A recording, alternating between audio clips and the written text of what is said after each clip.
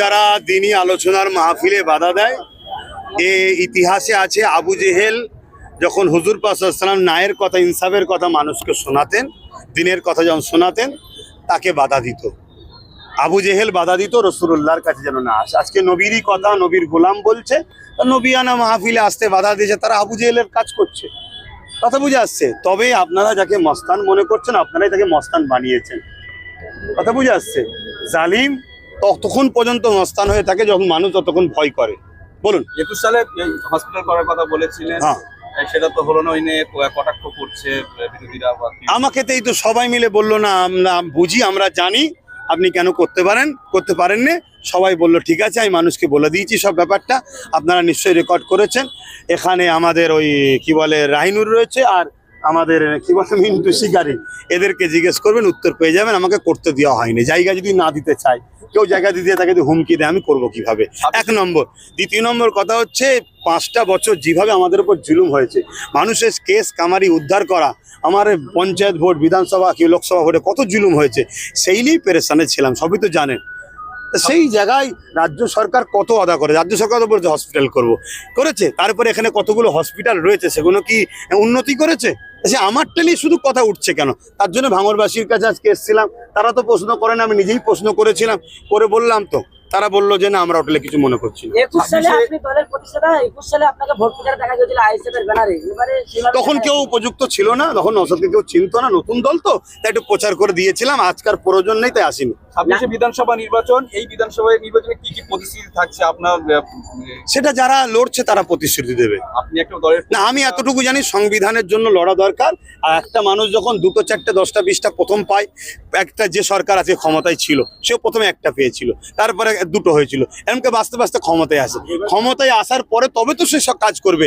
আমি ভেবেছিলাম হয়তো ভাঙড়ে আমি আমার যেটা কথা দিয়েছিলাম, জিতলে হয়তো করে দিতে পারবো, কিন্তু যে বাধা হয়েছে, তো সেই জায়গায় তাদের যে হ্যান্ডবিল আছে, যারা রাজনীতিতে এবারে প্রতিদ্বন্দ্বিতা করছে, নওশাদের কাছে গেলে সে আরো বেশি বলতে পারবে। আপনি এই কথা বলেছিলেন হসপিটাল কথা, এবারে কি 26শে নওশাদকে বলবেন যে এই হসপিটাল করার কথা আপনি সেটা নওশাদকে যে জিজ্ঞেস করে, ওকে বলতে লাগবে না, বাচ্চা ছেলে নেই, ও বড় হয়ে গেছে। এই মিছিলগুলো শাসক দলের পক্ষ থেকে বলা হচ্ছে যে ধর্মীয় সভার নাম করে নওশাদকে প্রচার করাচ্ছে, আইএসএফ করে ভোট প্রচার করা হচ্ছে। শাসক দল বলতে কাকে বলছেন? তৃণমূল কংগ্রেস টিএমসি বলতে তখন শাসক দল নয় তো, এক্স হয়ে গেছে। কাকে বলছে শাসক দল? আপনি বলুন, দলের নাম বলুন। টিএমসি। টিএমসি কে জিজ্ঞেস কোনো রেড রোডে গিয়ে কেন রাজনীতি করতে যায়? ইফতার পার্টির নামে রাজনীতি করে কেন? মসজিদে ঘুমটাতে মমতা ব্যানার্জি ঢোকে কেন? কেন রাজনীতির ব্যানারে দাঁড়িয়ে বললো কোরআন শেষে আমার উন্নতি শেষ হবে না? কেন রাজনীতির নামে দুর্গা কি বলে এখানে নিউ টাউনে মসজিদ বাধা দিয়ে আর মন্দির তৈরি করছে? কেন দীঘাতে মন্দির করছে? বলুক। আমি আমার নবীর মেম্বারে এসে আমার নবীর দিনের যারা দুশ্মন, যারা জালিম, তাদের বিরুদ্ধে কথা বলছি। ইসলাম জুলুমের বিরুদ্ধে কথা বলাকে ফরজ করেছে, তাই আমি জুলুমের বিরুদ্ধে কথা বলছি। আপনি আইএসএফ নেতৃত্ব যে স্লোগান দেয় যে ভোট চাইলে দিল্লি যান, আপনার মুখে সেই একই কথা দেখা না, আমার অকাবলে যে বলবে দিল্লি যাও, তাকে তো আমি বলবো হান্ডে, এরকম ব্যাপার নয় তো।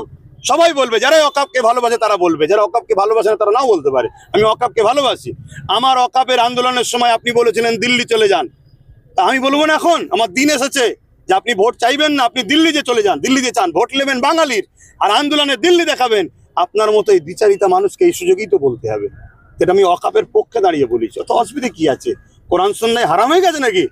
কোরআন সুন্নাহ যখন হারাম হয়নি, কোন কে কি বলছে ওসব কথা আমার দেখার দরকার নেই।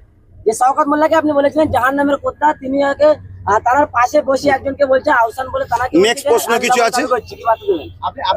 কেউ যদি কোনো মানুষকে আল্লাহর সাথে দাবি করে, অবশ্যই সে সঙ্গে সঙ্গে জিন্দিক, কাফের, মুশরিক হয়ে গেছে। এ অনেক আগে থেকেই আরো অনেককে করছে। আমি একটাই কথা বলবো, আমার আল্লাহ নিয়ে, আমার দিন নিয়ে, আমার ইসলাম নিয়ে এত ব্যঙ্গ করা হচ্ছে, এর জন্য দোষী আমরা মুসলমান, আমরা দোষী, আমরা সচেতন নয়, তাই ওরা রাজ ক্ষমতা নিয়ে আমার দিনকে মিটাচ্ছে। আপনি নিজেই ভোটে দাঁড়ানোর কথা বলেছেন, সেক্ষেত্রে প্রয়োজন হয়নি। তাহলে লড়াইটা কেমন হচ্ছে বলে মনে করেন, কেমন হবে? লড়াই মানুষ জানে, মানুষ স্বতঃস্ফূর্ত ভাবে সোশ্যাল মিডিয়ায় দেখছি আমি যতটুকু, না দিদির মিটিং এ লোক হচ্ছে, না মোদির মিটিং এ লোক হচ্ছে। যেখানেই লোক হচ্ছে শুধু আইএসএফ এর লোক দেখছে, আর বাকি তো কিছু দেখতে পাইনি। কিন্তু চুরি করলে আপনি একজন ধর্মগুরু, সব বিষয়ে সমাজ সচেতন বিষয়ে আপনার জ্ঞান আছে, নলেজ আছে। সুতরাং এই যে বিধানসভা নির্বাচনে ভাঙড় এবং ক্যানিং পূর্ব কতটা ফলাফল করতে পারে, বা আইএসএফ কতটা ফলাফল করবে? 2টো জায়গাতে ইনশাল্লাহ জিতবে, যদি নির্বাচন কমিশনার চুরি করার সুযোগ না দেয়।